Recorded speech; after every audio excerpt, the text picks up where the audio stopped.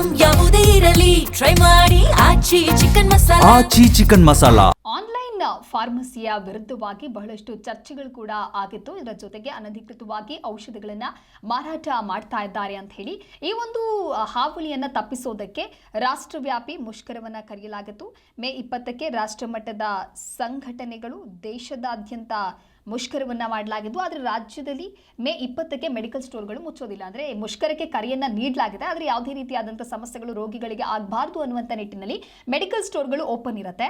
ಕರ್ನಾಟಕದಲ್ಲಿ ಮೆಡಿಕಲ್ ಸ್ಟೋರ್ಗಳ ನೈತಿಕ ಬೆಂಬಲ ಮಾತ್ರ ಇದೆ. ಬಂದಿದ್ರು ರೋಗಿಗಳ ಹಿತ ಕಾಯಲಿದ್ದಾರೆ. ರಾಷ್ಟ್ರವ್ಯಾಪಿ ಮುಷ್ಕರವಿದ್ದು ರಾಜ್ಯದಲ್ಲಿ ಸ್ಟೋರ್ಗಳು ಮುಚ್ಚೋದಿಲ್ಲ. ರಾಜ್ಯದಲ್ಲಿ ಮೇ 20ಕ್ಕೆ ಮೆಡಿಕಲ್ ಸ್ಟೋರ್ಗಳು ಮುಚ್ಚೋದಿಲ್ಲ. ಪರವಾನಗಿ ಪಡೆಯದೆ ಆನ್ಲೈನ್ ಫಾರ್ಮಸಿಗಳು ಅನಧಿಕೃತವಾಗಿ ಔಷಧಗಳನ್ನು ಮಾರಾಟ ಮಾಡ್ತಾ ಇದ್ದಾರೆ.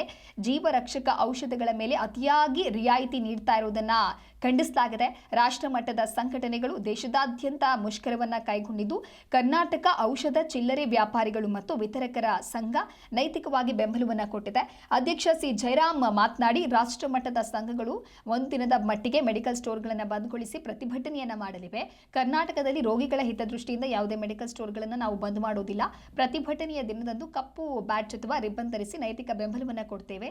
ಎಂದಿನಂತೆ ಮೆಡಿಕಲ್ ಸ್ಟೋರ್ಗಳು ತೆರೆಯಲಿದ್ದು ಸಾರ್ವಜನಿಕರು ಔಷಧಗಳನ್ನು ಖರೀದಿ ಮಾಡಬಹುದು. ಹಾಗಾಗಿ ರೋಗಿಗಳು ಆತಂಕ ಪಡುವಂತ ಅಗತ್ಯ ಇಲ್ಲ ಅನ್ನೋದಾಗಿ ಮನವಿಯನ್ನ ಮಾಡಿದ್ದಾರೆ.